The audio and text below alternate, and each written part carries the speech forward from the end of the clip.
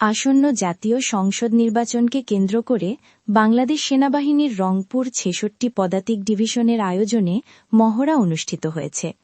দুপুরে লালমনিরহাট শহরের সোহরাওয়ার্দী মাঠের মহড়ায় উপস্থিত ছিলেন রংপুরের GOC major general Mohammad Kamrul Hasan. নির্বাচন চলাকালে দুর্গম চরাঞ্চলে উদ্ভূত কোনো পরিস্থিতি সৃষ্টি হলে হেলিকপ্টারের মাধ্যমে রেপলিং করে দ্রুত উদ্ধার কাজ পরিচালনা এবং পরিস্থিতি কার্যকরভাবে মোকাবিলার জন্য এই মহড়া অনুষ্ঠিত হয়েছে বলে জানিয়েছে সেনাবাহিনী।